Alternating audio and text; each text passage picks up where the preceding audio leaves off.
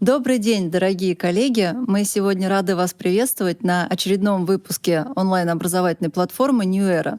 И сегодня мы поговорим о такой насущной теме, как лазерная коррекция зрения, виды ее проведения, технологические особенности, возможные осложнения. И также мы развеем мифы, которые находятся у вас в головах.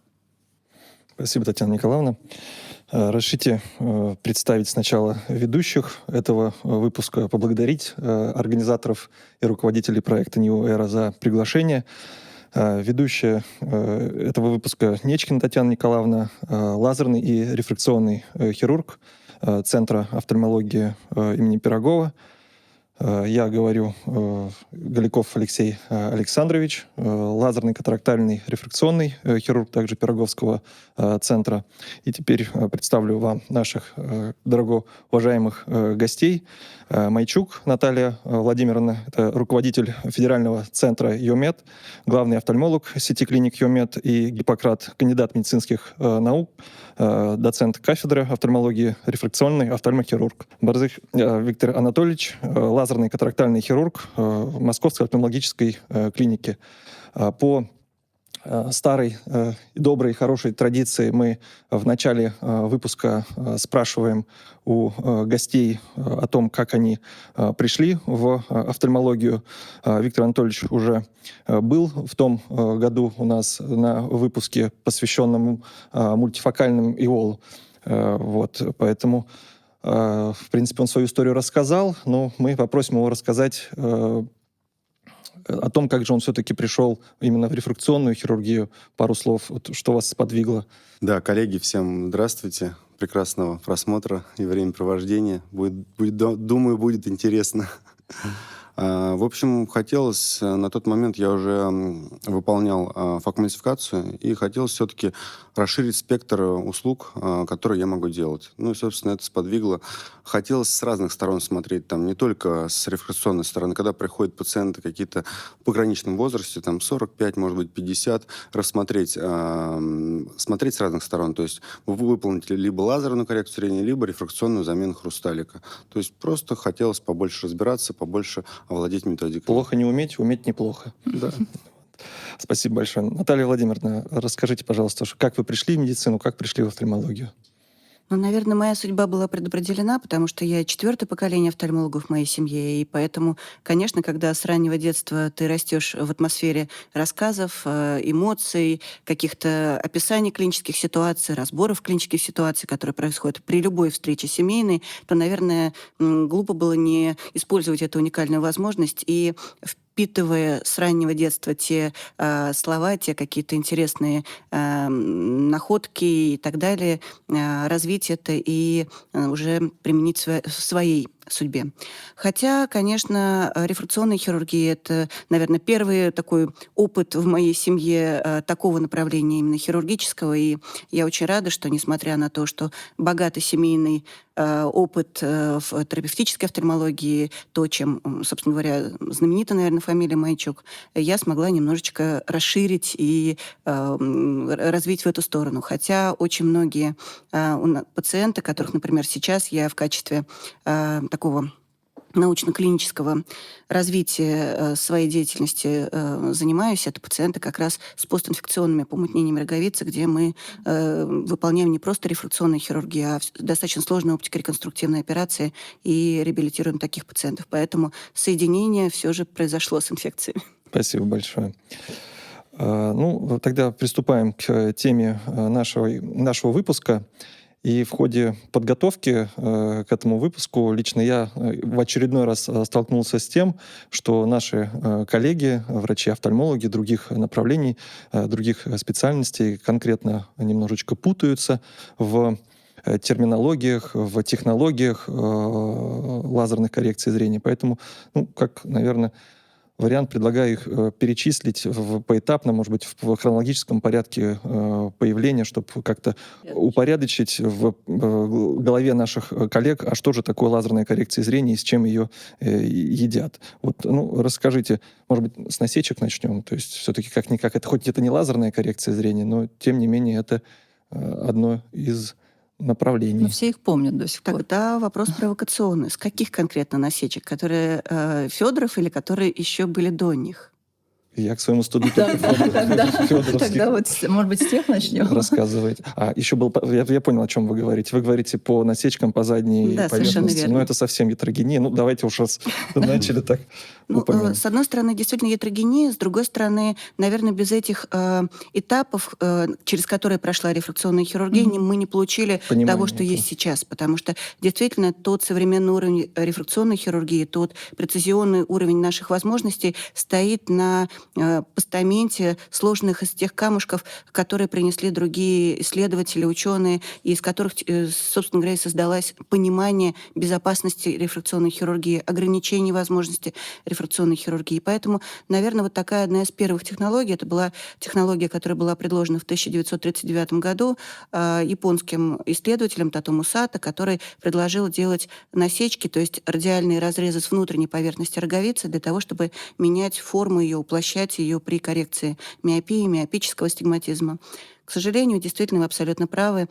Судьба этих насечек была очень печальной. Все глаза ослепли в результате эндотелиальной недостаточности, но это был, опять же, шаг, который потом уже гениальному исследователю, гениальному ученому Святославу Николаевичу Федорову с его учениками позволил предложить уже другой вариант радиальной кератотомии, который уже с передней поверхности роговицы позволял существенно менять форму роговицы и действительно достигать безопасные изменения преломления при соблюдении технологий. Да, то есть, я бы, может быть, сейчас скажу такую крамольную мысль.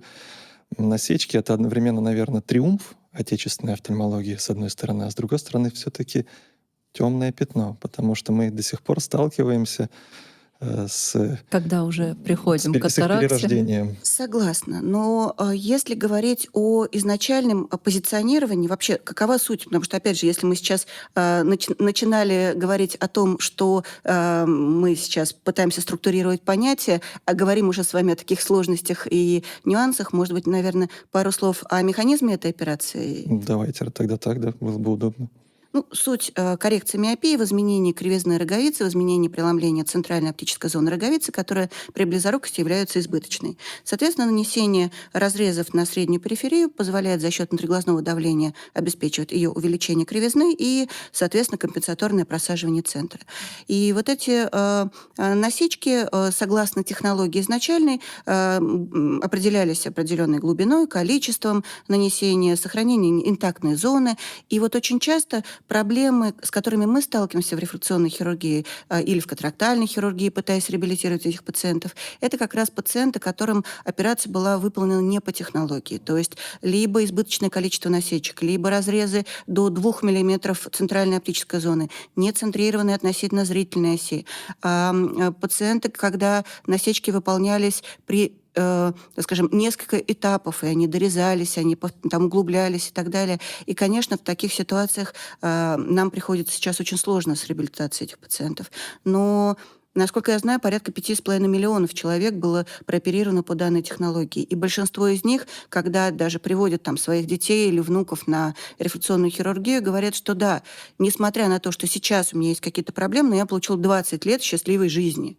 Поэтому если в абсолютном большинстве случаев, то, наверное, эта технология дала очень много. Согласен с вами. Спасибо. Многие пациенты очень довольны, у кому была ранее выполнена радиальная кератотомия, и те пациенты, которые приходят на замену хрусталика, они очень требовательные. Они говорят, Они уже чувствовали это хорошее зрение, не хотят его повторить.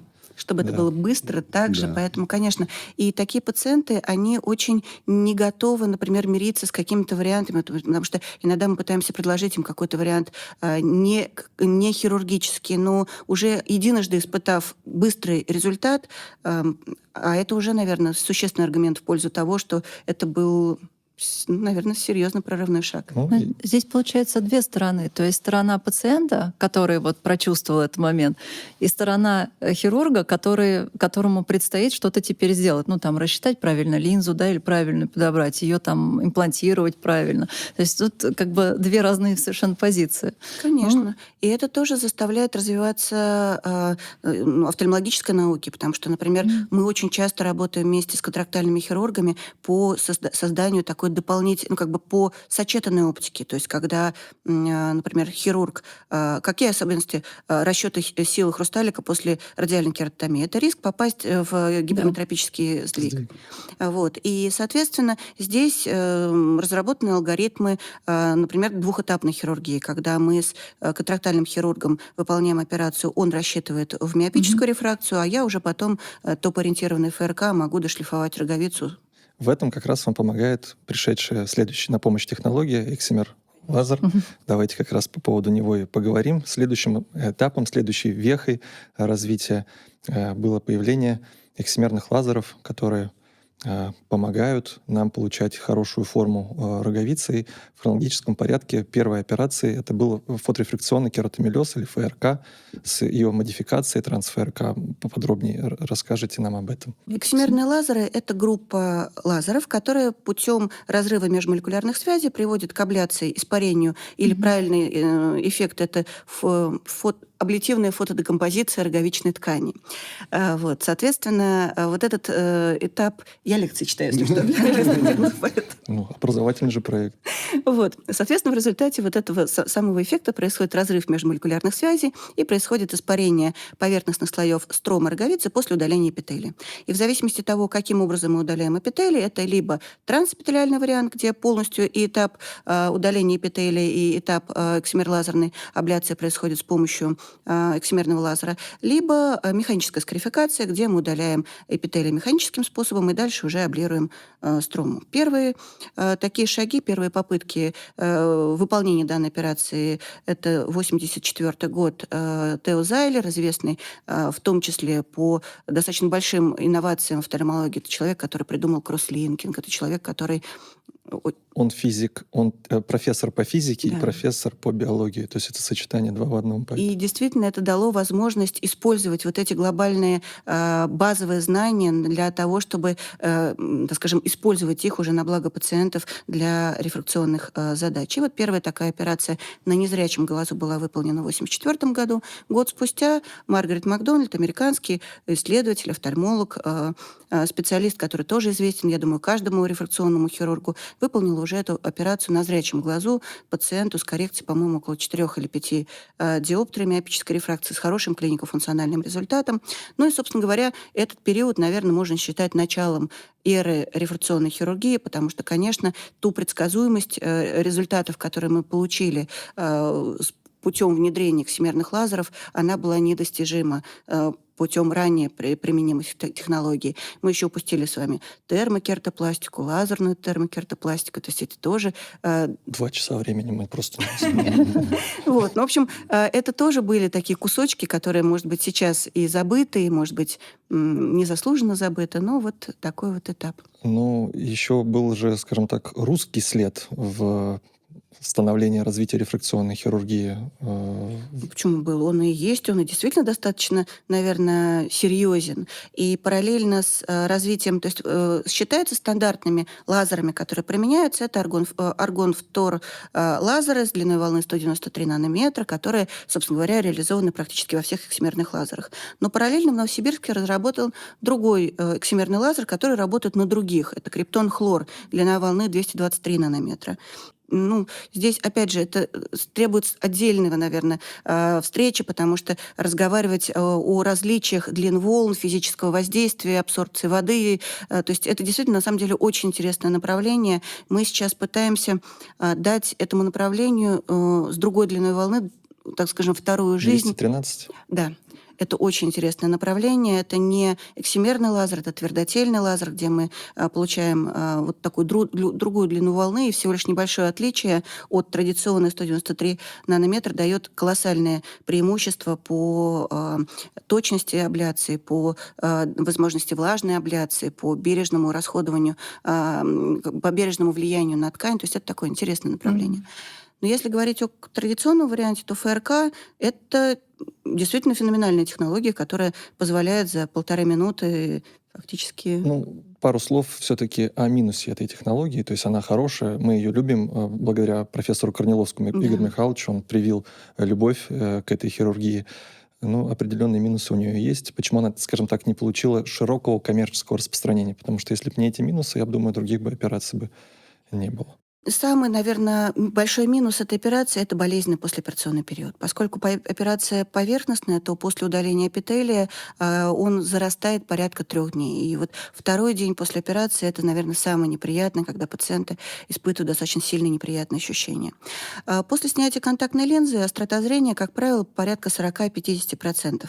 И восстановление максимальной остроты зрения достигает примерно 7-10 дней. Это медленнее, чем при других операциях. И самое главное, что требуется, что для того, чтобы ультраструктура роговицы восстановилась абсолютно идеально, мы должны соблюдать определенные условия внешнего, внутреннего состояния организма. В частности, избегание избыточной инсоляции, ультрафиолетовое излучение, это гормональные всякие влияния, которые могут действительно при этой операции влиять на репаративную регенерацию, приводить к осложнениям, самому неприятному осложнению субэпителиальной фиброплазии. Поэтому здесь, конечно, при этой операции нужно определенный соблюдать режим долгого... Границы еще, то есть По поводу границ, вот здесь я, наверное, поспорю, потому что действительно за рубежом считается, что не более 6 диоптрий миопической рефракции — это безопасная технология. Дальше нужно использовать неразрешенные в России цитостатики для того, чтобы минимизировать вероятность. Но здесь, опять же, опираясь на долгий опыт, и в том числе работ Игоря Михайловича Корниловского и других его бывших коллег, и моих бывших коллег, которые в МНТК микрохирургии глаза много-много лет изучали выполнение этой операции для коррекции миопии высокой степени. Мой наставник и куратор Галина Федоровна Качалина много изучала эту тему, и до 20 диоптрий миопической рефракции тогда убирали. Мы, конечно, сейчас немножечко ограничены, но 12 диоптрий миопии уходит очень хорошо. Ну вот вы лично максимум брали 12 диоптрий? 12 диоптрий, да. Скажи, по времени Да, абляции. По времени абляции сколько У же? меня 1000-герцовый лазер. Недолго. Да. Виктор Анатольевич, в прошлом выпуске вы спросили у доктора Трубилина, освоил ли он микрокератом, так как он пришел в рефракционную хирургию Да. относительно поздно. Он сам в этом признался, и то, что он делал, это, скажем так, фемтолейсик. Вам удалось освоить, полюбить ФРК, трансфРК? Да, конечно. Используете это? Да, первая моя операция рефракционная была ФРК. Ну, логично, да? То есть в плане становления рефракционного хирурга ФРК самая операция, которую может сделать хирург с самыми базовыми мануальными навыками. Да, да. В Соединенных Штатах Америки это вообще операция, которую делает оптометрист. То есть неклапанная операция, она возможна. Другое дело, что по большому счету на сегодняшний момент другие требования к рефракционному результату, к тому, кто допущен для рефракционной хирургии и так далее. Поэтому сейчас, конечно, все это немножечко на другом. Но изначально это все было очень легко и распространенно. То есть вместо подбора очков, да? Да. Мы немножко углубились, слишком больше времени взяли на операцию по технологии ФРК, трансфРК. Давайте поговорим про следующую генерацию LASIK, коррекция зрения под лоскутом. Как она появилась, примерно в каком году, когда была в России выполнена первая операция. 94-й год, по-моему. Извините. Нет, что вы, раньше. Раньше? 91? Да, 91, на самом деле, опять же, для наших слушателей, для того, чтобы ускорить процесс зрительной реабилитации, было предложено выполнять операцию под ранее сформированным роговичным лоскутом. Соответственно, микрокератом — это, по сути, микрорубанок, который устанавливается на роговицу и срезает поверхностный лоскут, который мы поднимаем и уже перепрофилируем роговицу согласно тем параметрам, которые нам необходимо достичь. Первый зарубежный опыт принадлежит Ионису Поликарису, это 1991 год, и, собственно говоря, до недавнего времени это считалось периодом начала клапанной рефракционной хирургии. Но, оказывается, за несколько лет до этого, в 1986 году, опять же, в том же самом Новосибирске, была выполнена такая же субламеллярная операция с формированием роговичного клапана, абляции. И на сегодняшний момент в зале славы Американской академии офтальмологии есть определенные упоминания именно об этом факте российского приоритета на такую технологию. Это же инженеры придумали изначально даже. Конечно, да. То есть и придумали это совместный проект с Академией наук по изучению, Российской академией наук, поэтому это такой достаточно хороший симбиоз между офтальмологами и учеными, и, собственно говоря, и российская рефракционная хирургия до недавнего времени, она была очень пионерско приоритетные. И В авангарде. в авангарде, можно сказать. Действительно, вы правы, потому что первые лазеры, которые российские появились, это лазеры профиль, это лазеры микроскан, они не то, что не уступали, они опережали возможности. И вот если мы говорим о той же самой Транс-ФРК, где мы удаляем все эксимерным лазером, то как раз первая операция Транс-ФРК — это отечественная разработка.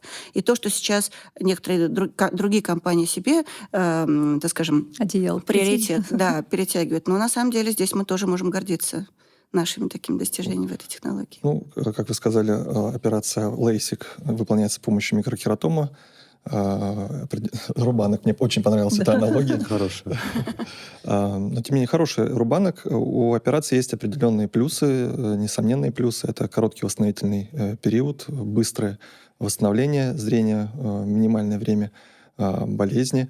Ну, пару слов тоже путают лазик и эпилейсик. Мы же здесь шутим, да? Да. Вот я не буду имя хирурга говорить. Когда пациент приходит к нему, и они определяют методику, и он говорит: тебе как рубанком или нормальной методикой? На самом деле, когда я начала рефракционную хирургию, это вот как раз был период только появления фемтосекундных лазеров. Вот, собственно говоря, у нас появился первый фемтосекундный лазер в начале 2009 года, и еще достаточно была сильна позиция механического среза. И когда пациенты приходили, то действительно нужно было придумывать аргументацию, которая могла бы обосновать применение этой технологии. А фемтосекундный лазер — это другой уровень безопасности. Фемтосекундный лазер позволяет сформировать роговичный клапан на гораздо более высоком уровне предсказуемости. Если мы говорим о толщине роговичного клапана, который мы формируем с помощью микрокератома, это предсказуемость плюс-минус 30-40 микрон от того, что мы закладываем. И это, к сожалению, является неотъемлемым атрибутом даже самых лучших современных микрокератомов. И к нам сейчас приходят пациенты, а у нас действительно клиника, которая славится именно тем, что мы разбираем осложнения и пытаемся их реабилитировать. Поэтому со всей этой страны к нам приезжают пациенты с разными осложнениями. И очень часто бывает, когда операция выполнена в современной клинике с современным микрокератомом, и толщина клапана может быть 160, 170, 180 микрон. И на реабилитацию, на то, чтобы что-то сделать, у нас просто нет уже биомеханических возможностей оставшейся роговичной ткани. Ну, в принципе, как основной аргумент тогда для пациента это будет, что у вас недостаточная толщина роговицы, чтобы сделать лейсик, да? Ну, самое, если простое. Вы знаете, к сожалению, бывает ситуация с тем, что пациент приходит с исходно нормальной толщиной роговицы. И если бы мы сделали этому пациенту фемтолейзик, мы бы сделали безопасно. Поэтому это нормальная толщина. Обычно, когда, я, опять же, рассказываю пациентам, и мы выбирали с ним технологию, хотя у меня нет микрокератомы. И я не делаю лазик с 2014 года, 10 лет. Мы еще выбираем. Ну, то есть вы не застали микрокератом Мория? Который первый? Третий. Третий, нет, застала. Застали? Ну вот еще как раз вот 2000... Он, слава богу, хорошо работает. К нему, понятное дело, то, что по толщине лоскута он более-менее попадает. Там есть один минус, это чуть-чуть менискообразный лоскут, но это от этого никак не избавиться. То есть на периферии лоскут чуть-чуть толще. Чем в центре. Вот на самом деле это сложный момент. Но там есть еще и очень важный момент. Это ножка у носа. Плюсы и минусы есть. Основной минус в том, что неваскуляризация при гипоксической кератопатии на фоне контактных линз — это неваскуляризация по лимбу. И здесь неминуемое пересечение этих волокон при формировании ножки, то есть при формировании клапана с ножкой у носа, все же является определенным таким... Остается один пучок нервный, который хорошо иннервирует роговицу. Это не доказано. Я в свое время, просто моя кандидатская диссертация была посвящена как раз изучению репаративной регенерации после различных рефракционных операций. Мы изучали с помощью конфокальной микроскопии, реиннервацию, восстановление и так далее. Я поднимала всю литературу, которая была. И действительно, этот аргумент, который приводит апологеты технологии сформирования ножки у носа, что вырастание нервных волокон с 3 и 9 часов, и это коррелирует с меньшим синдромом сухого глаза. К сожалению, достоверно это подтвердить не удалось. Поэтому ни в данных литературе, ни у нас, поэтому здесь расположение ножки сверху имеет очень, так скажем, хорошее физиологическое состояние. То есть, по сути, мы, да, вы правы, моргательными движениями дополнительно расправляем роговичный клапан, обеспечивая лучше адгезию и более правильное восстановление с большим качеством, наверное, адгезии роговичного клапана. Поэтому, если мы говорим о месте микрокератомы на сегодняшний момент, это рубцы. Поскольку фемтосекундный лазер требует просечения через прозрачную ткань. Хотя подбором определенных энергетических параметров даже насечки у меня были, там и видео, я и выкладывала их, когда мы делали клапан через насечки, через рубцы, через там окалины и так далее. Но если это обширное помутнение, то более безопасно сформировать роговичный клапан с помощью микрокератомы. Это очень толстая роговица. Это ситуация, где, в принципе, даже вот та предсказуемость толщины роговичного клапана, которая заложена в микрокератоме, она не даст тех проблем, которые есть. Но это, конечно, мастерство хирурга, который должен филигранно владеть и чувствовать свою машину, дабы формировать роговичные клапаны с хорошего диаметра, подбирая параметры и так далее. Ну, это если сравнивать лейсик и фемтолейсик, и возьмем такое состояние, как врастание эпителия. Угу. При фемто оно уже не может быть? Почему? Или Мастера тоже могут чисто быть, теоретически поверьте. может? Но это тоже встречается при фемтолейсике. Да, здесь вопрос-то в том, что при первичной операции вырастание эпителия — это казуистика, это очень редкая проблема, которую действительно достаточно сложно. Я тоже так думала. Я даже не думала, что я когда-то столкнусь с этим. Но, например, если мы говорим о лазике с микрокератомом море, то там есть определенный нюанс. Когда проходит микрокератом, то максимальный выброс энергии происходит как раз в области у ножки. И этот момент сопровождается формированием таких очень небольших лепесточков прямо у ножки, которые, заворачиваясь под ножку клапана, могут давать источник для врастания эпителия. О каком выбросе энергии вы говорите? Выброс, кинетической энергии при прохождении, когда она максимально уже ударяется об этот самый об стопор, да? Вот Нет, а если врастание, это получается с другой стороны, со стороны с темпоральной, а не у ножка. Ну, я не знаю, здесь мне сложно сказать по поводу, как вот такое могло получиться. Не знаю. При условии, что я так промывалась хорошо. Ладно. Ну, вы сказали, что рубцы и лейсик — это хорошо, но я бы взял пациента на трансфер-ФРК, если у него есть рубцы роговицы. Естественно, если есть возможность, если есть возможность, если, например, у пациента небольшая окалина, которая не снижает остроту зрения, но достаточно такая глубокая.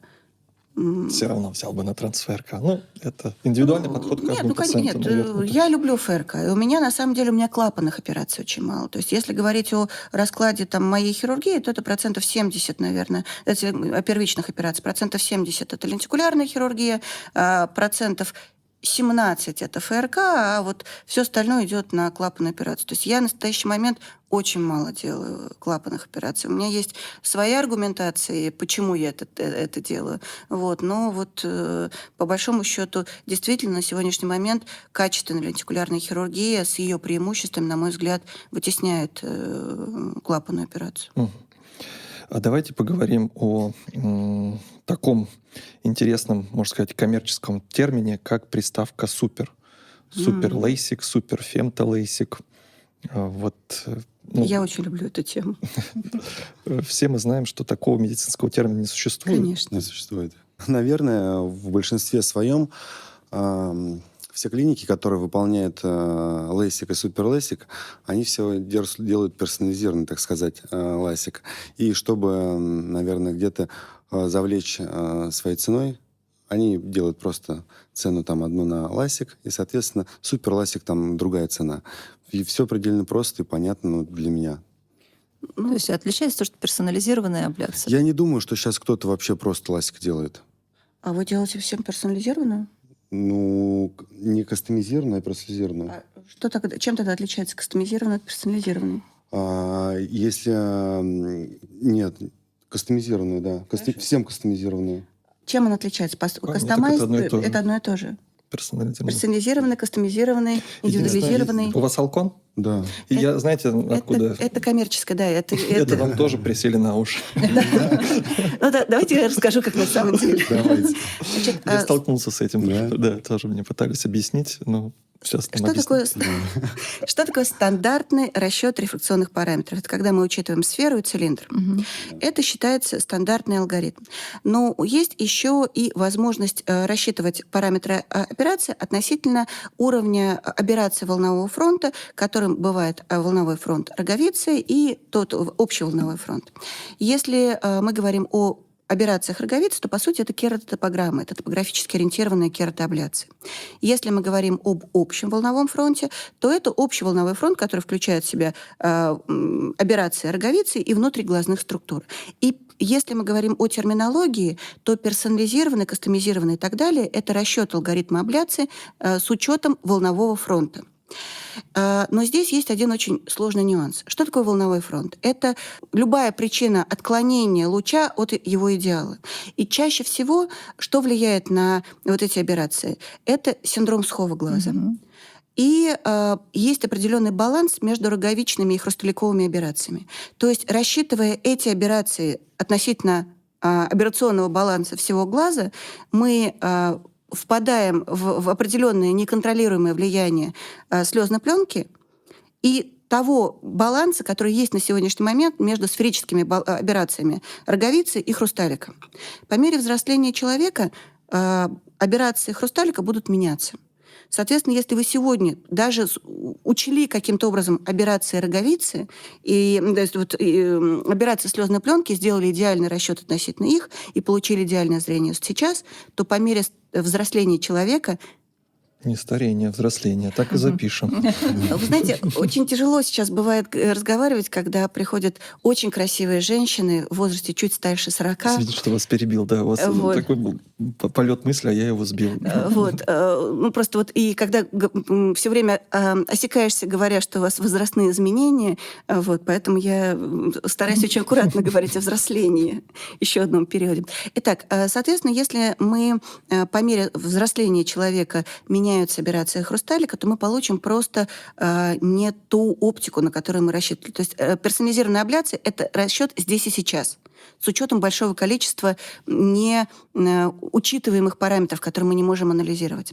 Поэтому на сегодняшний момент от персонализированной абляции по волновому фронту при первичных эметропиях, в том случае, если нет такого понятия, которое называется аберопия, то есть снижение максимально коррегированной остроты зрения, обусловленное большим процентом аберраций высших порядков, соответственно, делать, наверное, смысла нет. Поэтому персонализированные абляции, на мой взгляд, это операции исправления уже.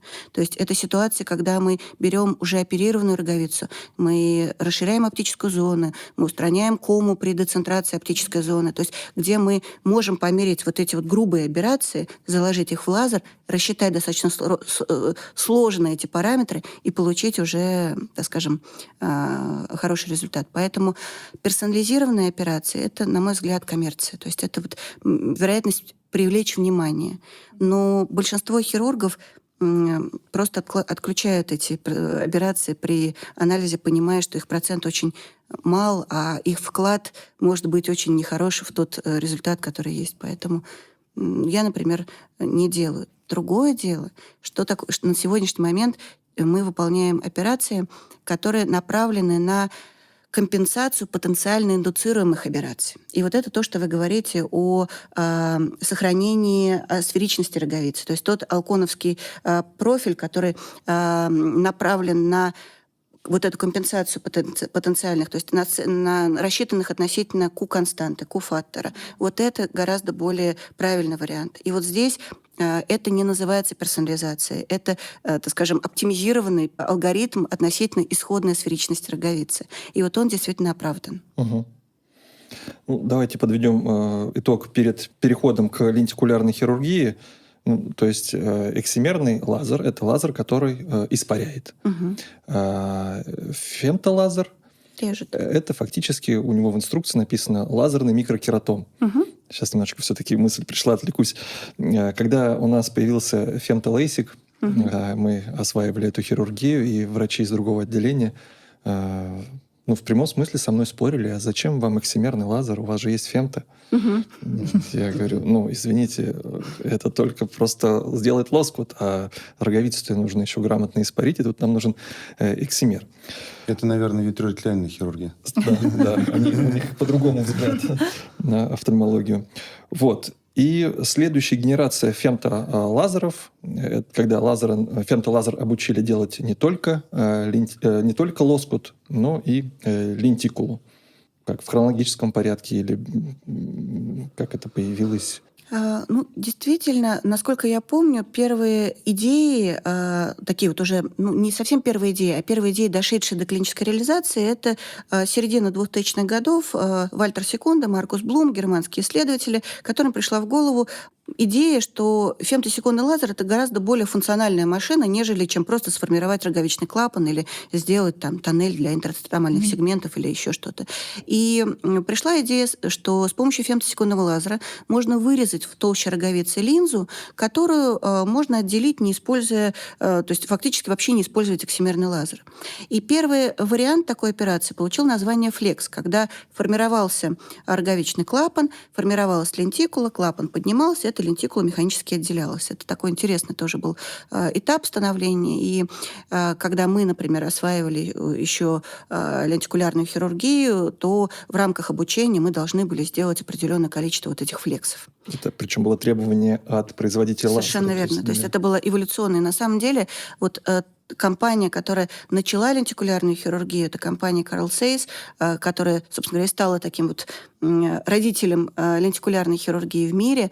Она очень серьезно подходила к обучению специалистов, врачей, которые допускали, потому что, конечно, самое важное вообще в рефракционной хирургии — это высочайший уровень понимания того, что мы делаем.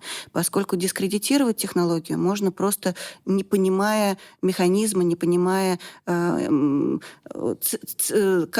цены нашего шага и нашей ошибки. Поэтому, опять же, потому что ответственность рефракционного хирурга, ответственность любого врача, она высока, но ответственность рефракционного хирурга, который берет молодого человека, который здоровый, который просто хочет улучшить качество зрения, и сделать ему хуже мы не имеем права. Поэтому, конечно, вот этот момент обучения и кривая обучения, которое проходит каждый рефракционный хирург до уверенного пользователя, уверенного, она, конечно, очень велика. Знаете, вот, Наталья Владимировна, некоторые торакальные хирурги говорят про рефракционный хирург, да, что вы там делаете? А на самом деле это очень, очень тяжело взять пациента со 100% зрением и отдать также 100% только без очков. Всегда проще пациенту объяснить при осложненной какой-то катаракте на 3-й стадии подвывки, что вам нужна вторая операция. И здесь гораздо тяжелее. Пациент пришел здоровым, должен идти здоровый. Да. Поэтому, конечно, когда иногда бывают какие-то просто проблемы с осложнением у молодых хирургов, и если ко мне приходит такой пациент, я стараюсь связаться с хирургом, объяснить ему ошибку, в чем была допущена проблема, ошибка, потому что иногда он просто не понимает, почему так получилось, что привело к этой проблеме. И вот это вот очень важный этап становления, поэтому когда у молодых хирургов развиваются проблемы, нужно не стесняться этого, а пытаться с более старшим, более опытным коллегой разобраться в причинах и не допустить этого в своей дальнейшей практике. Потому что действительно цена в данной ситуации — это молодые здоровые люди. Поэтому здесь цена ошибки будет колоссальной.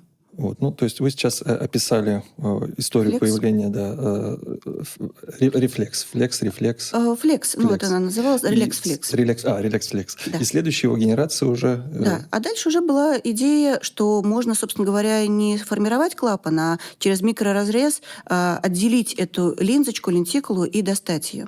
Концепция вообще изначально данной операции лежала в том, что роговичный клапан — это всегда потенциальный риск его смещения.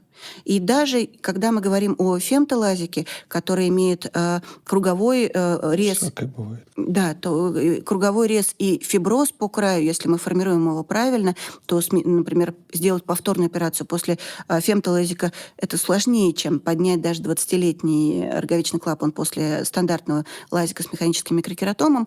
Но это не единственная причина, потому что действительно смещаются-то редко.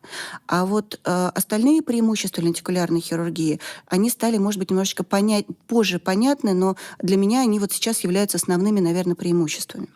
Дело в том, что биомеханика роговицы не одинакова в ее различных слоях. И плотность коллагеновых фибрил в поверхностных слоях роговицы, она максимальна. Не только плотность, но и прочность. И при самом формировании ламеллярного реза, то есть при просто формировании роговичного клапана, даже без абляции, без уменьшения толщины, мы существенно снижаем биомеханику. И чем толще клапан, тем сильнее мы нарушаем биомеханику. Таким образом, оставляя поверхностные слои непересеченными, мы добавляем дополнительные биомеханики к оставшейся роговице. И если при клапанной операции биомеханические свойства роговицы обеспечиваются только резидуальной стромой, то есть только тем, что мы оставили после нашего вмешательства под клапан никогда не играет роль в прочности, то при лентикулярной хирургии у нас есть еще небольшое количество стромы, которые находятся сверху и вместе с булменовой мембраной дополняют биомеханическую стабильность. Второе – это вот те самые нервные волокна. Нервные волокна в роговице врастают и располагаются в первую очередь на уровне булменовой мембраны. И эти нервные волокна обеспечивают не только рефлекс слезообразования, но и осуществляют функцию нейротрофики, поскольку в норме в роговице нет сосудов, и питание, и обновление клеток, и метаболизм роговицы осуществляется в первую очередь за счет вот этой нейротрофической функции. И сохраняя нервные волокна интактными... Так там уже было не доказано при лейсике. Не доказано, что вот эти 3 несчастных нервных волокна, оставшиеся в ножке, имеют большее значение относительно ножки на 12 часах. А вот все вместе нервные волокна доказаны. Чувствительность же снижается после лейсика роговицы. Да. Нейротрофическая эпителиопатия, которая... После смайла тоже. После лентикулярной хирургии тоже так или иначе нарушается иннервация и встречается синдром сухого глаза. Вопрос в том, Реже. с чем пришел пациент. Изначально, наверное, синдром сухого глаза. Вот. Изначально, наверное. Проблема в том, что в стандарте обследования пациентов рефракционного профиля в малом количестве клиник происходит оценка состояния глазной поверхности. Вот с чего начинается стандартное обследование рефракционного профиля? Среднее давление. Совершенно верно. А должно быть с неинвазивного времени разрыва слезной пленки. Это тот тест, который позволяет нам говорить о здоровье глазной поверхности. То есть без нормальной функции не может быть нормальное количество. То есть если время разрыва слезной пленки нарушено, значит уже синдром сухого глаза, мы не можем верить, например, рефракционным показателям, потому что на фоне синдрома сухого глаза происходит искажение рефракционных показателей. Поэтому, например, у нас в клинике алгоритм построен таким образом. Пациент приходит либо на хирургию катаракты, либо на хирургию рефракции. Первым делом ему на Сириусе, на приборе, который позволяет оценивать неинвазивное время разрыва слезной пленки, проходится этот анализ. Если время разрыва слезной пленки меньше 10 секунд, он идет на полный протокол оценки состояния глазной поверхности, оценка высоты слезного мениска, инфракрасной миобографии, толщины липидного слоя слезной пленки. То есть все вот эти показатели, которые позволяют... Научный подход очень такой. И что вы? Ну вот вы сняли, и дальше? Дальше у нас пациент идет на... То есть если у нас имеется... Назначают лечение. Совершенно верно. То есть пациент не пойдет на рефракционную хирургию, если у него есть синдром сухого глаза. Но если он много лет носит контактные линзы, в априори там запущенный какой-нибудь синдром сухого глаза. И мы не имеем права его взять на хирургию. И то есть он будет капать капли увлажняющие, пока вот там все не восстановится. Совершенно верно. И это, на мой взгляд, обоснованный подход, потому что что такое рефракционная хирургия? Это операция, это вмешательство. В ответ на любую травму происходит активация репаративно-регенераторных механизмов, которые должны обеспечивать заживление. Если у нас есть синдром сухого глаза, а синдром сухого глаза — это хроническое воспалительное поражение глазной поверхности с нарушением нейротрофики, с нейросенсорными нарушениями, с оксидативным стрессом и так далее, то о какой идеальной репаративной регенерации мы можем говорить? Поэтому залог идеального результата после операции — это идеальное состояние глазной поверхности. Да, может быть, я идеалист. Да, у меня отказов в хирургии очень много. Но я возьму на операцию того человека, у которого я точно получу хороший результат. И если у меня есть гипосекреторная форма синдрома сухого глаза, то этот пациент может пойти на полгода на рестазис. И пока я не получу высоту слезного мениска как минимум 0,2 мм, с отсутствием прокрашивания, с временем разрыва слезной пленки стабильным, он не пойдет на рефракционную хирургию. Если у пациента испарительная форма синдрома сухого глаза, здесь лучше ситуация. Здесь гигиена век, там IPL, массаж, так далее, определенная модификация образа жизни, и мы можем взять его на рефракционную хирургию. Но на какую? Если мы возьмем пациента на клапанную операцию, пересечем ему нервные волокна, мы ему добавим к его испарительной форме еще и гипосекрецию, и тогда мы получим проблему. Таким образом, такой пациент после нормализации может пойти, но только на лентикулярную хирургию. Поэтому здесь это Это строго. Это да? строго. Но это Главный офтальмолог в сети, ты что, там не забалуешь? правильно. И это на самом деле действительно так. То есть мне повезло, я смогла создавать систему с нуля. Видя проблемы, видя осложнения, видя ошибки, которые могут быть, если мы не учитываем этот подход. Поэтому, когда мы создавали систему с нуля, мы постарались создать вот ту систему, которая будет максимально защищать меня как хирурга и клинику как структуру от проблем и осложнений. Ну, это гениально. Да? Потому что у меня сейчас, право, все пациенты проскакивают перед глазами. Вот, поэтому это Значит, жестко. много лет лазер Visumax с технологией Smile был единоличным лидером в лентикулярной хирургии, адептом. Вот. И спустя, наверное, сколько лет, 6-8 они, да, главенствовали. В 2019 году, по-моему, закончился патент на эту технологию, и именно в этом году начали все компании выбрасывать... Нет, не 19, да, прям 19-20. Да. Ну, и если я не ошибаюсь, следующий, кто встал за ними, это был Zimmer с технологией Clear. Да. Какие-то отличительные особенности есть у этой технологии? Ну, лазер Zimmer мы любим очень давно. Это, вот, собственно говоря, был первый фемтосекундный лазер, с которого я, например, начинала свою фемто-эпоху жизни. Вот, поэтому здесь, конечно, мы с радостью включились в процесс изучения этой технологии. Суть, по сути, такая же. Внутри роговицы формируется лентикул, который через микроразрез убирается. Разработчики этой технологии пошли чуть-чуть по другому пути. Они решили поиграть на программном обеспечении. В частности, у нас будет возможность посмотреть операцию? Будут, да. Вот, чуть я попозже. покажу. По графику идут демонстрации хирургии и обсуждения. Отлично. Пока идем по расписанию. Отлично. После достижения апланации, после достижения фиксации вакуумного кольца фемтосекундного лазера к роговице при операции Clear, мы получаем изображение на экране, которое автоматически идентифицирует зрачок, и далее рисуется та локализация будущей лентикулы, которую будет лазер вырезать на следующем этапе. И вот здесь есть возможность сместить на экране эту лентикулу в то место, где, например, если у нас при докинге получилась какая-то децентрация. То есть, по сути, мы можем после апланации, после вакуума переместить зону оптической лентикулы, сместить разрез. Туда интегрирована возможность оптической ОКТ интраоперационной. То есть мы можем посмотреть, куда выходит разрез. Таким образом, мы не получим децентрацию. А вот здесь очень важно, вот вы очень важный вопрос задали. Вот здесь очень важно понимать, куда мы смещаемся. Есть возможность определения по зрительной оси. То есть до операции... У Зиммера? До операции можно отметить точечку. Например, пациент смотрит... как это делается? Рефлекс Пуркинье. То есть мы смотрим, просим пациента посмотреть на зеленый огонечек. По на сути, операционном столе или да. на кертопографе? Нет, на операционном столе. Так. Смотрим на сегодняшний момент нет возможности автоматического переноса из программного обеспечения. Но это... Главный минус. Это реализуется. Сейчас, на сегодняшний момент, они дорабатывают софт под эту технологию. И Галилей, прибор, который используется для диагностического обследования на Циммере, он будет соединен с ним.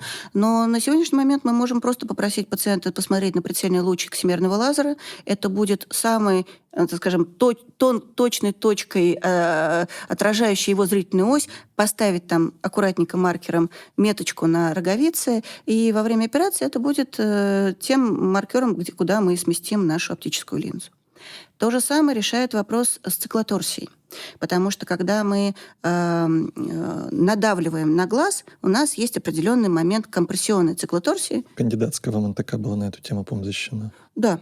Ну, там это еще было на Визумаксе, то есть решали вопрос, как на Визумаксе компенсировать циклоторсию. Вот на Цимере это достигнуто таким образом. До операции мы можем, ну, как и, например, на имплантацию торических интракулярных линз, разметить роговицу и дальше повернуть положение лентикулы относительно вот тех меточек, которые есть. То есть он показывает, где у него ось горизонтали, мы видим, где у нас размещено, и, соответственно, можем... Подождите, а вначале как вы, как щелевой вы лампе. отмечаете? По щелевой лампе просто? Да, перед операцией, соответственно, выставляется горизонталь, рисуются точечки, я покажу это на видео. И дальше мы видим, насколько сместился глаз, и можем подкорректировать положение цилиндра. То есть это такой достаточно неплохой вариант, который позволяет с уверенностью брать большие астигматизмы, например. В момент докинга, подачи вакуума, происходит повышение внутриглазного давления, у пациента в глазу темнеет изображение, и зрачок расширяется. Вот как на широком зрачке? Вы каждый раз выставляете эту точку? Да.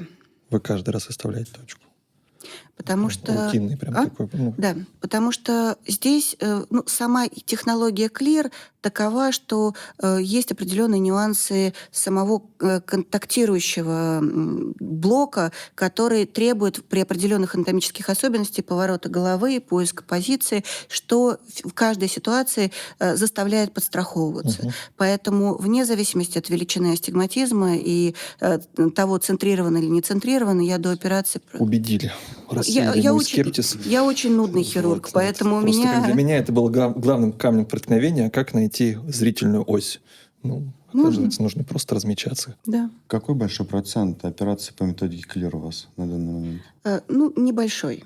Потому что все же в клинике имеются две технологии, и, на мой взгляд, у Визумакса есть одно достаточно большое преимущество. Это практически безболезненность во время операции. То есть тот минимальный вакуум, который создается во время операции, практически не создает неприятных ощущений для пациента.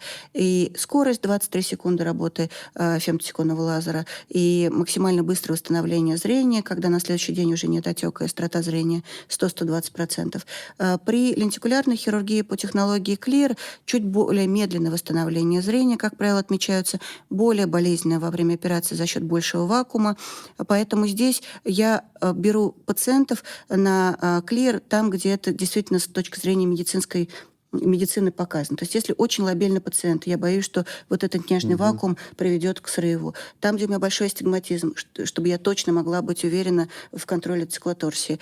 Наверное... То есть у вас отбор... Вот вы говорили как-то на форуме, по-моему, на Clear вы отбираете именно пациентов с определенным каким-то астигматизмом, да? Да, больше полутора диоптрий. Просто больше полутора диоптрий, да? То есть возможность до 4 диоптрий убирать, поэтому вот от 1,5 до 4, соответственно, они идут на Clear. При смайле хуже убирается астигматизм? При смайле нет объективного контроля циклоторсии. Несмотря на то, что работа была проведена тогда, и все в реальной клинической практике достаточно сложно изменять во время операции, как бы центрировать конус относительно этого момента. Другое дело, что есть определенные нюансы, есть определенные лайфхаки, которые позволяют в большинстве случаев обойти эту систему и получить высокие результаты. Но когда есть возможность подстраховаться инструментально, то, конечно, мы идем в эту сторону больше. Но опять же, есть возможность выбрать. Скажите, у лазера Visumax по технологии Smile интерфейс PAC, интерфейс докинга, он сферический. А у лазера Zimmer LDV-Z8 он плоский. Мне кажется, что сферический докинг более анатомически верный. Даже не буду спорить. Не будете спорить. И еще,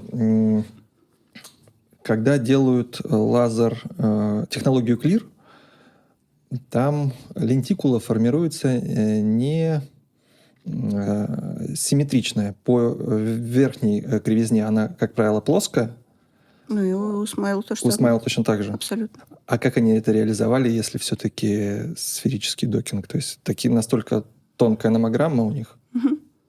именно на этом основана вообще технология. У нас есть только один лазер, который еще пока, по-моему, не внедрен в клиническую практику, который делает с двух сторон лентикулу. Это вот Элита, это Джонсон...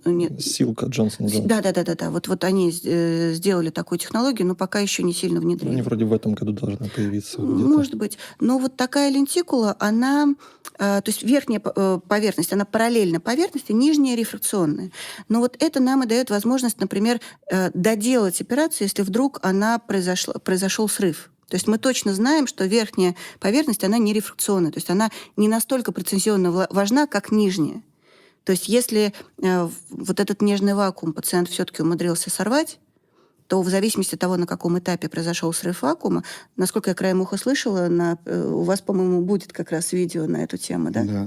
Вот, отлично. Тогда можно будет, потому что я не останавливалась на этих вот моментах. То есть если нижнюю часть, самую важную рефракционную, мы сформировали, и вдруг пациент сорвал вакуум, а обычно это происходит в конце, мы можем безболезненно редокироваться и дорезать верх, потому что он не несет рефракционной составляющей, то есть он параллелен поверхности. Поэтому это проще для нас.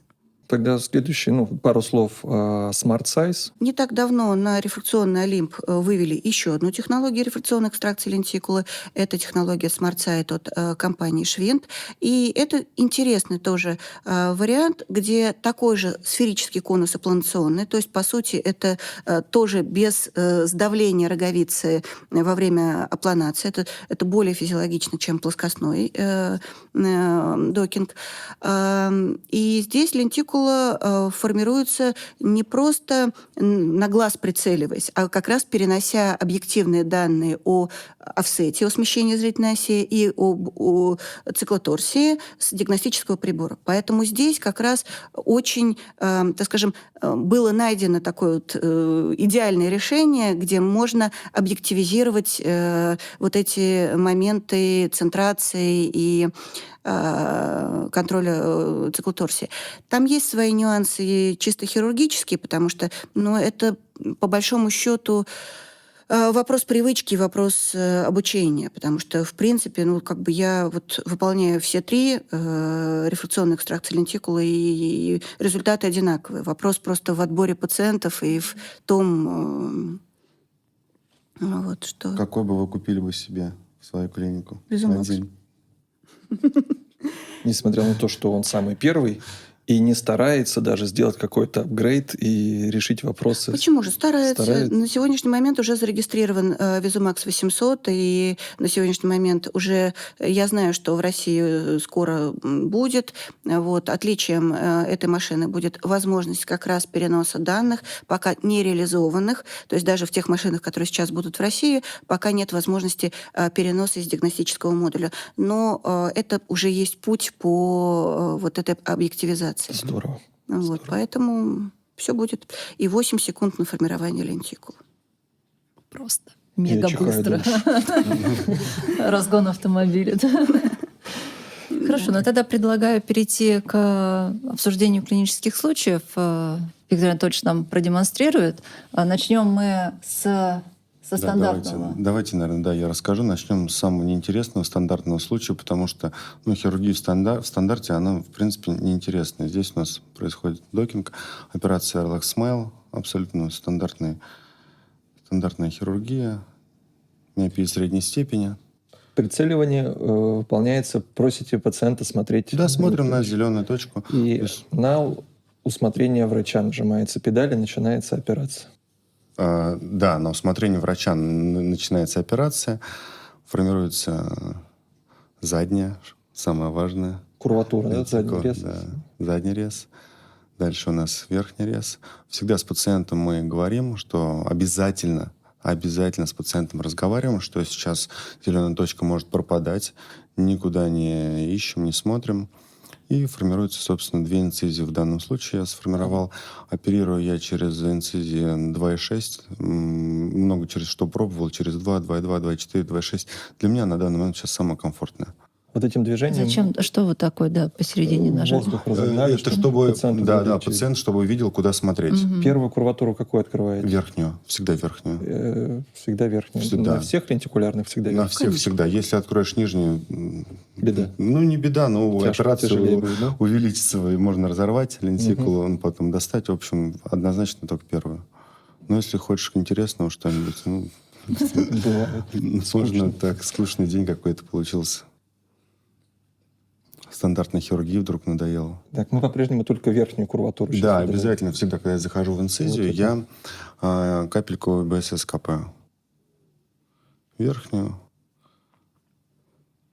Хорошо, Никогда не тороплюсь. Вот здесь я хочу обратить внимание, мы инцизию вторую я не открываю. А вы Аккуратненько. две инцизии Ну вот делаете? в данном случае. Я по четным две, по нечетным одну. Так как настроение.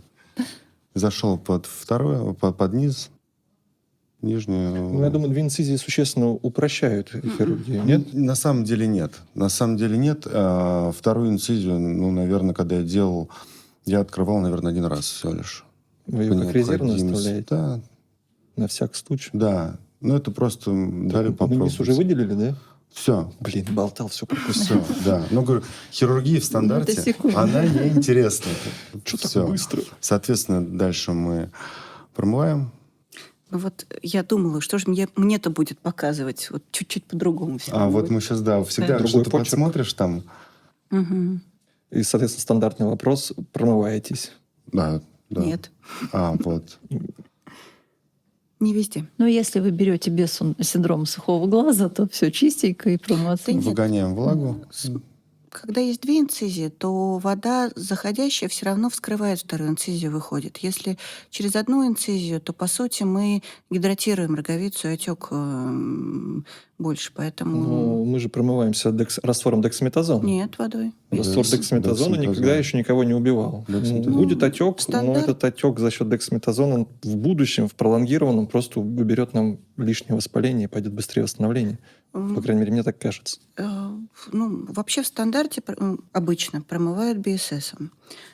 Здесь смайл фен, то получается у нас, о чем мы говорили, я сейчас немножко расскажу. Когда выполняется да? первый этап смайла, когда формирование лентикулы задней поверхности и происходит разрыв вакуума, докирование вакуума от 10 до 100%, лазер нам не дает продолжить лентикулярную технологию. Здесь, собственно, так и произошло. И, ну, ничего интересного.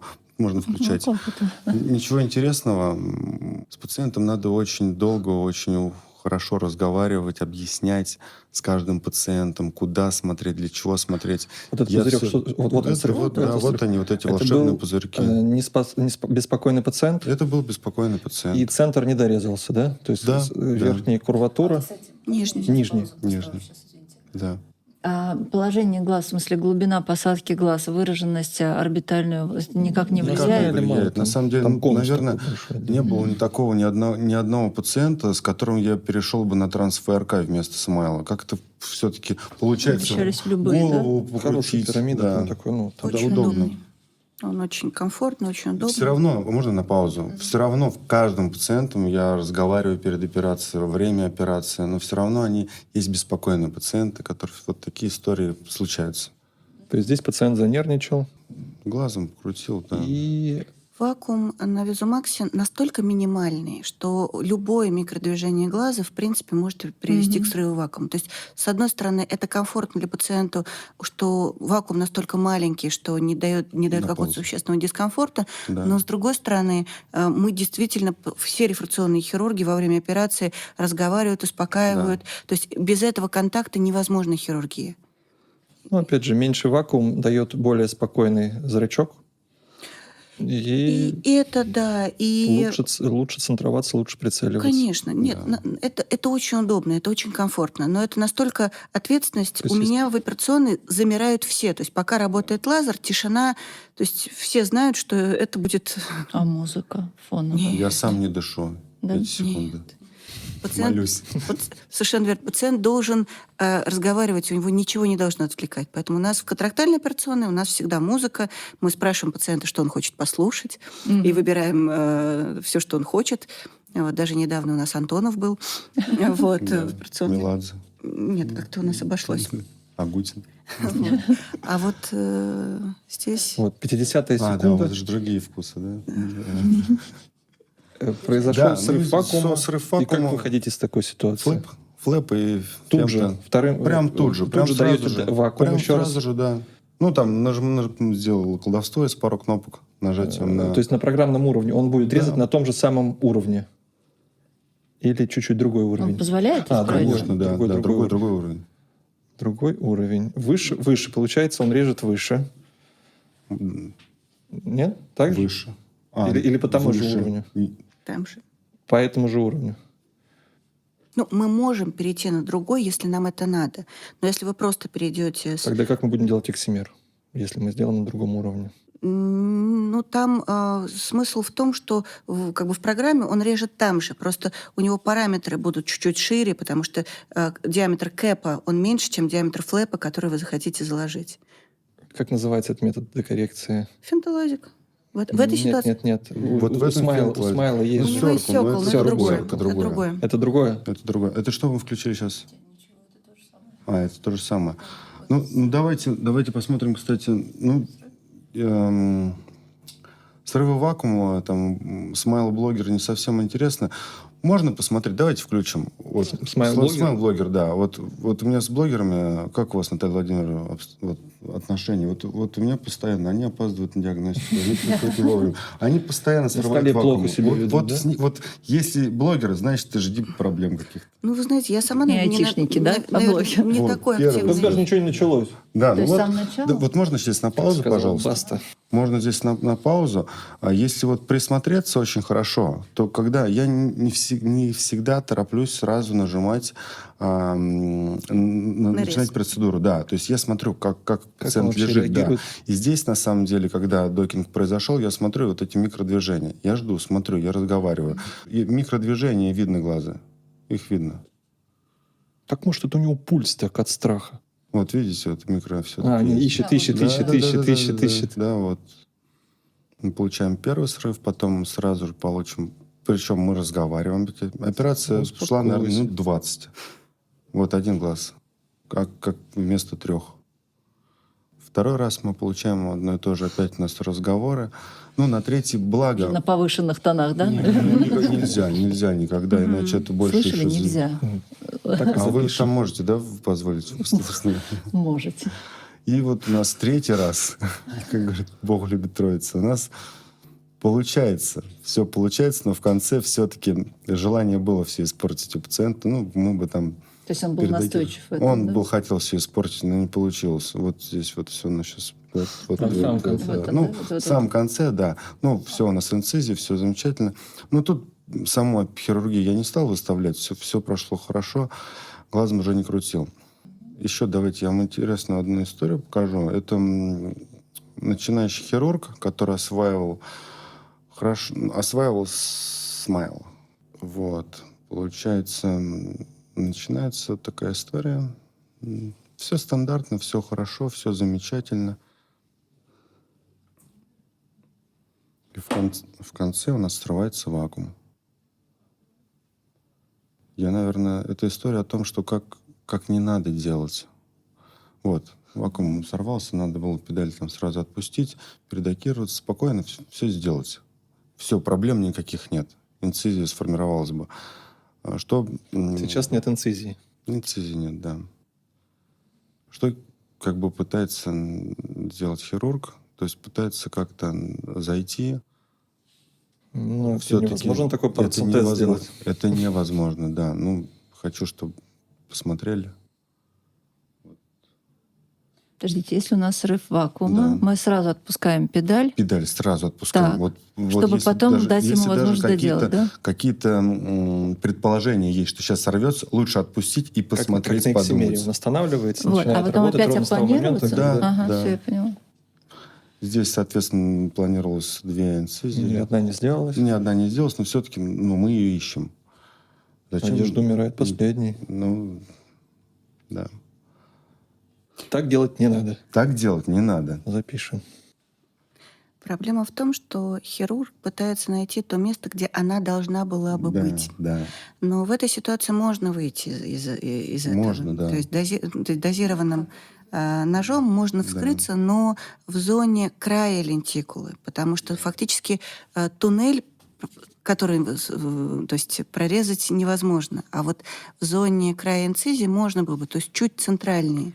скрыться. Да, как Но вариант это, можно было но там это, взять конечно, такая. нож для Нужно основного очень, да, разреза, чёткие просто катарактальные тезик, навыки да, нужны вариант, прям. Да. да. Но это должно На быть. тоненького. Но здесь еще вопрос в том, что рефракционные хирурги, если они изолированные рефракционные хирурги, то они достаточно плохо делают тонкие мануальные всякие вещи. То есть это здесь как раз...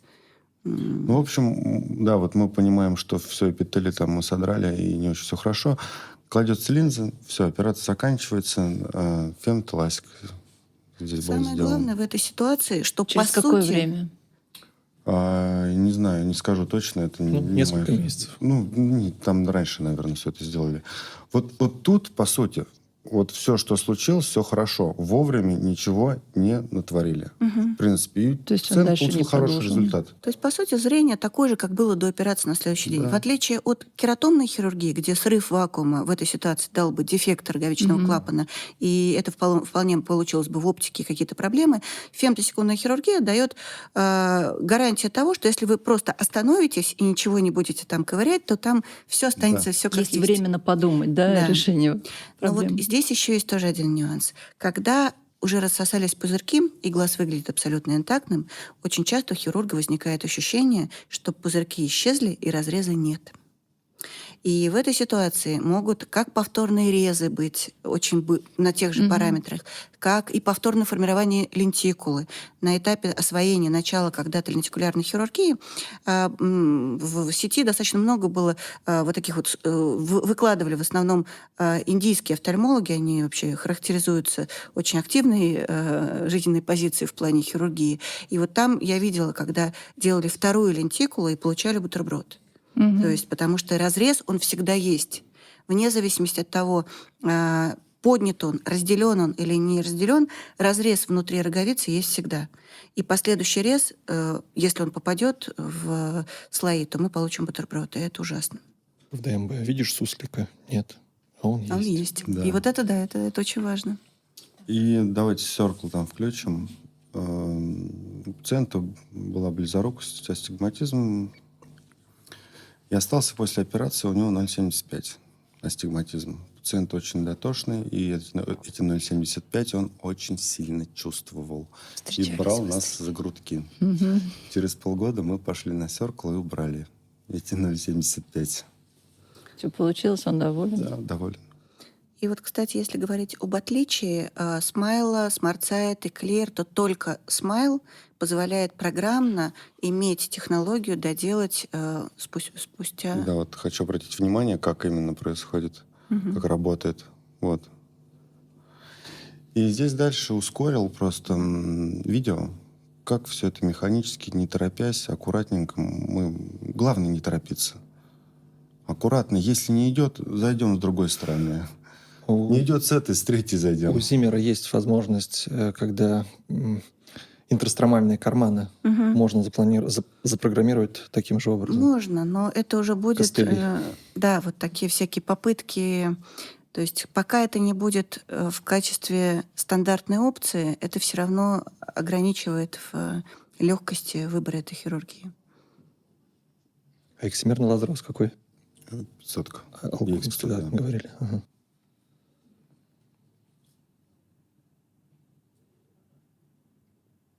То есть без эксимерной хирургии мы пока никуда. Все-таки она будет. Вот здесь обращу внимание, хочу обратить. Не идет, если не надо. Потихонечку здесь попробуем, там попробуем. Поменяем, может быть, инструмент. Угу. И все это ради минус И 0,75. все это ради 0,75. Что не сделаешь ради пациентов? Это ускорено в 2 раза видео. И до конца не убирая флэп специальный, потому что пациент будет сейчас переложен, то есть с одной кровати на другую. Ну, это на визумах происходит, у нас и на Алконовский лазер нужно будет. Перелаз. И там я уже, соответственно... Ну, собственно, все это... Мне больше интересного страшилок вам нет. Ну, слава Спасибо богу. большое. Вообще очень Спасибо. хорошо, когда у хирурга мало что показать, потому что я как-то тоже смотрела какое-то обучающее, и вот хирург показывает, а еще вот это, а еще вот это. Вот возникает вопрос, а каков процент? Поэтому хорошо, когда у хирурга мало что показать. Так, спасибо за представленный случай. Пожалуйста. Ну, опять же, когда Так, мы вы говорим закончите, о да? стандартной Мгм. хирургии, то стандартная хирургия в исполнении каждого хирурга, она чуть-чуть отличается. Я с удовольствием посмотрела вашу лентикулярную хирургию. Ну, вот здесь она чуть-чуть будет отличаться, хотя суть ровно такая же. Можно, ну, просто стрелочка вперед. Если вот чуть-чуть вот к нам повернуть. Вот, красота. Первый этап стандартный, это тот же самый докинг. Вот здесь действительно очень важно, чтобы пациент смотрел на зеленую меточку. Здесь я чуть-чуть ускорила, чтобы это все не было так долго и нудно. Формируется нижняя часть оптической лентикулы. Также происходит формирование верхней части оптической лентикулы. Ну и здесь первое отличие — я левша. Поэтому разрез у меня чуть-чуть с другой стороны. А левый, правый, Тоже левый. можно, я Да, могу, если да. нос большой, то это можно Да. сделать. Вот. Здесь то же самое вскрытие происходит, отделение. И вот здесь, конечно, очень лучше открыться сверху, потому что, конечно, если лентикула останется на тонком кэпе, то отделить будет сложно. И вот здесь я использую чуть-чуть другой инструмент, он тоненький, шиловидный, и мне он гораздо больше нравится, чем лопаточка. Это чуть более опасный инструмент, но он позволяет более точечно воздействовать, отделяя ткани. Если вдруг есть какие-то зоны, может быть, непрорезы, помутнения и так далее, то мы можем аккуратненько проходить. Ну вот мне просто А нравится. чем он более опасен? Ну, нос более острый. Если пациент дернет глазом, можно прорваться. Мгм. Если Конечно. так все Вы не совпало. придерживаете пинцетом? Чуть-чуть придерживала там, но чаще всего нет. Ну, собственно говоря, все. Мгм. Вот. Мне нравится больше. И я не промываю.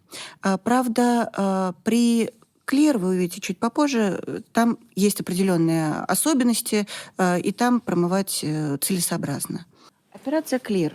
Здесь, ну, по сути, то же самое. Происходит фиксация. Вакуум чуть-чуть выше, да? Да, вакуум сильно выше. И вот здесь, если вы увидите, есть разметочки Мгм. синенькие. И вот мы сейчас размещаем лентикулу, чтобы ее основная линия располагалась по линиям разметки. Вот эта подсветка включилась. Это он показывает, что нужно включить ОКТ и посмотреть, достаточно ли зоны лентикулы, соответствует ли зоне апланации. И вот мы видим, что все в зоне апланации, и наш разрез выходит в зоне апланации, то есть все, в принципе, возможно. Все, дальше, собственно говоря, запускается уже работа фемтосекундного лазера, формируется оптическая лентикула. Здесь есть нюанс. Та картинка, которую мы видим на экране, это симуляция. Поэтому, по большому счету, если при смайле мы постоянно можем контролировать и визуально видим, что происходит, то здесь, по сути, мы все операционные бригады очень интересно смотрим на анимированную картинку. показывают. Да, потому что на самом деле мы не видим. И только когда уже заканчивается работа и заканчивается вот этот момент. Вот здесь я специально показала кусочек только работы лазера, потому что вот здесь мы смещали лентикулу. Такое бывает редко, и вот поэтому вот такой кусочек. В следующем видео, можно следующий, просто вперед стрелочку. А так он в автоматическом режиме сам распознает, Да. сам ставит. Сам распознает, ну, да. А что конкретно не понравилось? То есть, Вот смещение относительно разметки моей. То есть ось цилиндра была немножко смещена, поэтому мы переместили и относительно центра чуть-чуть сдвинули скорректировали лентикулу. цикл-торсию Да, и в этот подвинули. момент зона вакуума, которая показалась, она была лазеру сомнительна в плане достаточности, поэтому мы включили интраоперационную сети. Здесь уже стандартная хирургия без всяких дополнительных моментов. Ну, то же самое фиксация вакуумного колечка. После достижения вакуума он визуализирует зрачок, визуализирует зону. Все нам устраивает, все лентикула расположена там, где надо. Ну и вот, собственно говоря, мы формируем. Здесь инцизия справа. Нос. Может, не помню. Вот. Ну и, собственно говоря, дальше мы переложили пациента под визумак, соединили с другой операцией, потому что здесь инцизия слева. И вот здесь уже происходят все те же самые этапы, что и при смайл. Но вот здесь посмотрите, насколько легко происходит. Я специально... Какой удобный инструмент. Да, это мы придумали.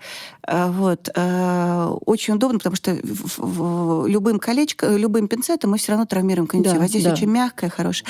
И здесь видно вообще никакого сопротивления. То есть основное преимущество Clear в том, что происходит идеальное отделение лентикул без механических сопротивлений вообще. Вот здесь я немножко Это заметно, да. Да. Вот. Инцизия какая здесь? 2,6? Нет, 2. 2. Почему промылись? Если вы видите, в центре такой небольшой вот блик. Когда происходит формирование оптической лентикулы на клир, происходит небольшое растяжение кэпа в самом центре. И если просто уложить, то возможно формирование небольшой регулярности миопической такой в центре небольшого островка, который будет долго расправляться и уходить. Для того, чтобы быстрее восстановилось зрение, это как парашют, когда он падает, он в складочку. Для того, чтобы его лучше распределить, мы его надуваем и разгоняем его поверхность. Здесь третий лазер, это уже третья операция, Smart Sight. Здесь, к сожалению, у меня нет своего видео, не удосужилась снять, поэтому просто с конференции удалось снять небольшой кусочек. Вот здесь, вот видите, получается практически компьютерная игра. То есть есть всякие меточки, которые надо совместить джойстиком, и вот как только все это совпадает в определенных кружочки, с поворотом и так далее, уже начинается переход. У него две камеры. Одна инфракрасная, да? Да, вторая вот уже такая визуальная. И визуальная под углом. Да, и вот сейчас вы увидите, как происходит формирование оптической лентикулы. Здесь очень нетипично, нестандартно. Формирование оптической лентикулы начинается как будто децентрированно. Видите, насколько смещено относительно зрительной оси. То есть кажется, что мы формируем оптическую лентикулу очень сильно децентрованно. Но с определенным опытом понимаешь, что все это лишь визуально, пугаться не стоит, и абсолютно вся хирургия стандарт. Здесь дальше разницы не будет. Можно дальше. Хорошо отделяется? Вопрос больше в подборе энергетических параметров. Можно подобрать таким образом, чтобы отделялось как практически на клеер, но тогда будет больше отек, восстановление и так далее. Я стараюсь все-таки, чтобы было определенное сопротивление, но зато острота зрения на первые сутки будет выше. Поэтому здесь больше параметров, как на любой машине, в принципе. Отделяется неплохо. У этой технологии есть одно отличие. Там нет оптически нейтрального слоя. То есть у лентикулы на Smile есть специальная такая небольшая надставочка, которая облегчает поиск верхнего и нижнего этажа. Он, это их запатентованная технология. У Clear решено чуть-чуть по-другому, а у Smart Sight лентикула выходит в фактически одну молекулу такую, то есть у нее нет за что зацепиться. Поэтому очень важно, когда мы отделяем лентикулу, я видела, вы чуть-чуть смачиваете инструмент, чтобы он зашел. При Smart Sight этого делать нельзя, потому что если заходит влажный инструмент, то краешек лентикулы сразу же становится практически в единичное волокно, и уже подойти под лентикулу, то есть там операция делается только на сухую, чтобы это было технически удобно. Поэтому там микронюансы, но они есть. Я хотела бы представить один такой клинический случай, который называется «Смайл любой ценой». К нам обратилась пациентка 36 лет с миопией с детства, долгим ношением контактных линз, средней миопии, с средними параметрами и со страстным желанием сделать рефракционную экстракцию лентикул. Это было еще на предыдущем месте работы.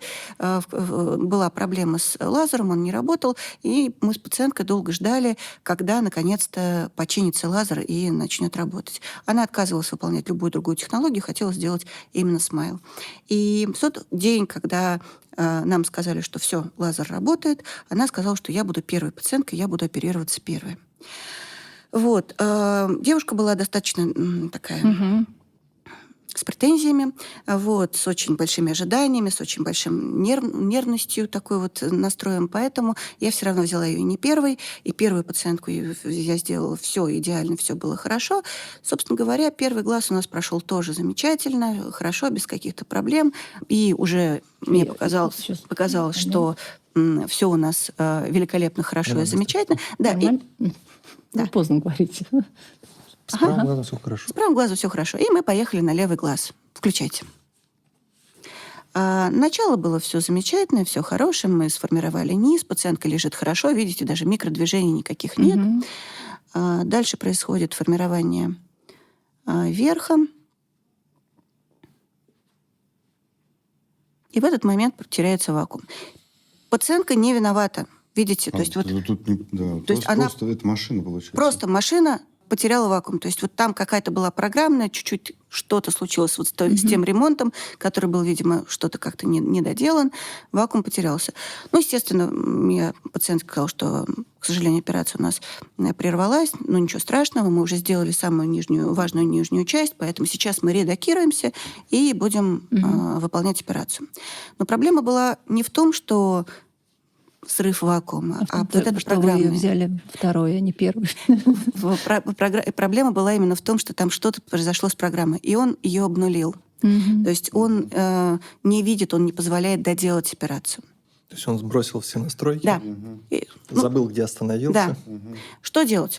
Ну, логично в этой ситуации, а я знала, что пациентки, ну, мало ли, что-то могут быть большие проблемы, толщина позволяла, я сделала толстый кэп 130, чтобы, если она сорвет, я спокойненько перешла на фемтолазик и, собственно говоря, сделать ей все нормально.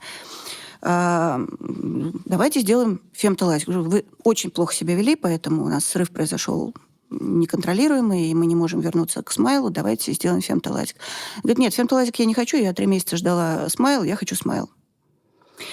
Вот. И вот здесь возникает вопрос, что же, собственно говоря, делать в этой ситуации? Она никак не согласна что-то пойти на такую технологию.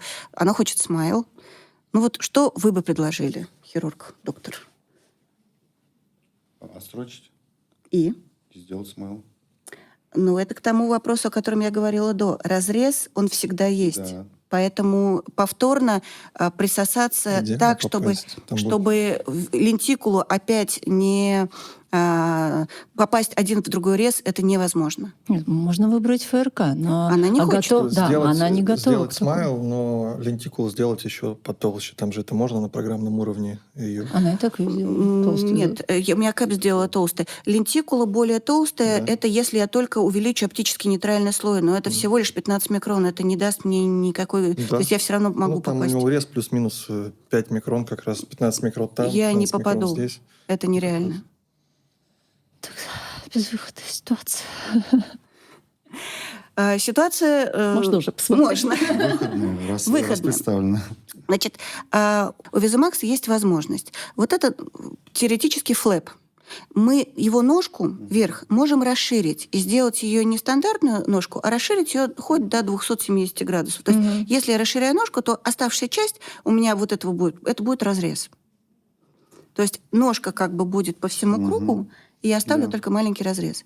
И мы посчитали, что если мы сделаем флэп, клапан, по тем же параметрам кэпа, который был заложен на смайле, то с высокой долей вероятности мы сможем попасть вверх и дорезать вот этот кусочек лентикулу. Со мной в этот момент был очень хороший доктор, мой бывший аспирант, и который работает сейчас в компании ЦАЙС. И я спросила, то есть, собственно говоря, это была его идея. У меня была в таком достаточно шатированном состоянии. Говорю, так делают? Он говорит, да, так делают. Вот. Я говорю, хорошо. Мы завели все эти параметры, и дальше... Пациент из операционной не выходил. Нет, пациент лежит. Вот, собственно говоря, мы вот сделали вот это, то есть вот у меня остался разрез, Да. все остальное, то я расширила ножку. Я понял, да. Да, операция. Вздохнули, помолились, поехали. Вот эта зона сейчас будет видно двойного реза, то есть, ну, как бы чуть-чуть уже пузырьки на пузырьки. Ну, все получилось. Вот наш разрезик. Я его сделала сразу Да, побольше вот да. здесь, потому что у меня не было уверенности. Тут уже было не до выпендрежа с 2-миллиметровым разрезом. Вскрываемся. Достаточно легко попадаю наверх.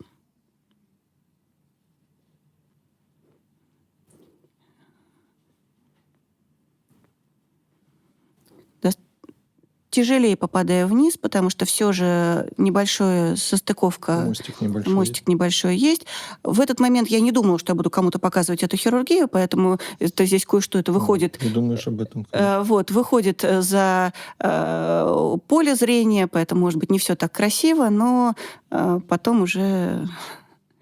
Ну вот, соответственно, верх мы отделили. Самый такой челленджевый момент, там, где у нас 2 реза, все получилось идеально, ровненько, в центре все прошло хорошо. Вот.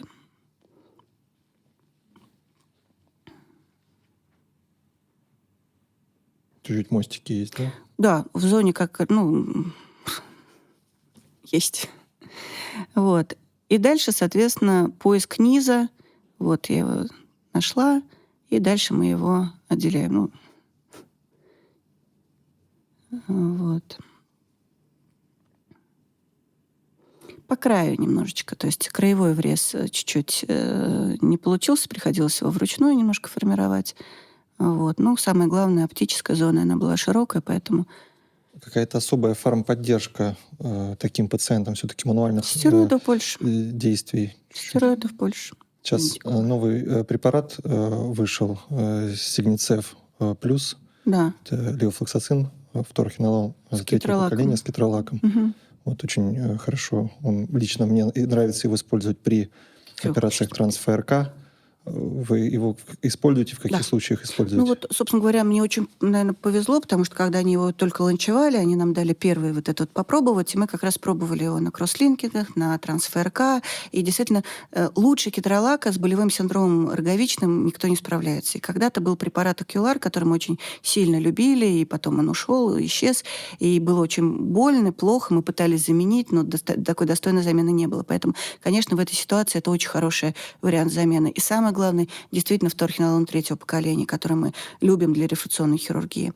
Но мы используем его еще и в послеоперационном периоде, сразу после любой рефракционной операции, минут через 10-15. Чтобы обезболить. Совершенно верно. И сразу же, причем нам сначала тоже хотелось поверить, поэтому в один глаз капали бромфенак, в другой вот этот. Ну и разные глаза.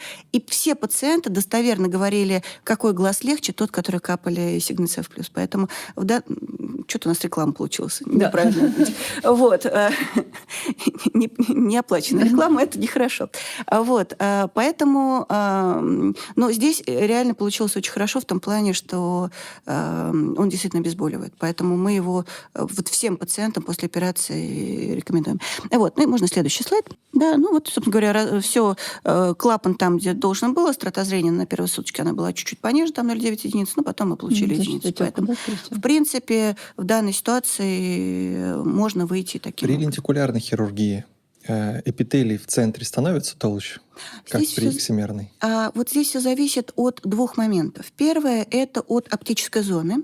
Если оптическая зона маленькая, то регресс рефракционного эффекта за счет гиперплазии эпителия — это частая история при любой хирургии. Второе — это наличие синдрома сухого глаза. Если у пациента есть синдром сухого глаза, то сухие веки по сухой роговице формируют мозоль. Поэтому если у пациента до операции был синдром сухого глаза, мы взяли его на лентикулярную хирургию, то рестазис и там вот именно лечение, агрессивное лечение синдрома сухого глаза мы начинаем вне зависимости от степени выраженности клинических проявлений именно для того, чтобы не получить регресс рефракционного эффекта из-за гиперплазии эпителия. Коллеги, спасибо большое за предоставленный клинический случай. Это очень ценный опыт. Хотелось бы услышать, может быть, напутственные слова молодым хирургам, молодым офтальмологам. Что бы вы хотели пожелать начинающим, может быть, рефракционным хирургам? Я, наверное, у меня нет такого готового рецепта, но у меня, наверное, пожелание любому молодому доктору. Нужно постоянно расти и развиваться. Нужно не бояться задавать вопросы. Нужно не бояться искать на них ответы. Нужно найти того человека, который будет готов помогать в этом пути становления. И я очень рада, что на этапе моего становления рядом со мной были очень сильные специалисты, доктора, исследователи, клиницисты, которые смогли сформировать клиническое мышление, желание сделать для пациента максимально хорошо и возможность это реализовывать. Поэтому, наверное, каждому молодому доктору я желаю найти того наставника, с которым будет легко идти по этому пути. Спасибо. Да, на самом деле так оно и есть. Молодым хирургам, всем хирургам, кто хочет войти в ту или иную хирургию, хочу пожелать терпения, много работы, много учиться, не бояться показывать свои ошибки врачам, которые более опытны, решать это, в первую очередь думать о пациентах. И сейчас на данный момент, поскольку у меня блок мой немножко стал больше, очень много пишут врачей, и первый вопрос: сколько зарабатывает хирург, тот или иной. Я всегда отвечаю, что если у вас вопрос встает только в деньгах, это не ваша профессия. Да. Вот молодые хирурги, там, если у вас вопрос стоит только в деньгах, лучше пойти, много можно чем заниматься, там, китайские машины гонять, там, еще что-то. Тоже на этом деньги зарабатывать. Поэтому много работать, стараться, не бояться показать свои ошибки, разбирать свои ошибки, и все у вас будет хорошо. Полностью согласна, поддерживаю. Коллеги, спасибо большое. С вами безумно интересно. Мы бы просидели здесь до утра. У нас, я думаю, что получился достаточно интересный, насыщенный кейс. Спасибо большое. Мы будем рады вас видеть еще у нас в гостях. Спасибо большое за приглашение. Спасибо. Приглашайте, мы рады.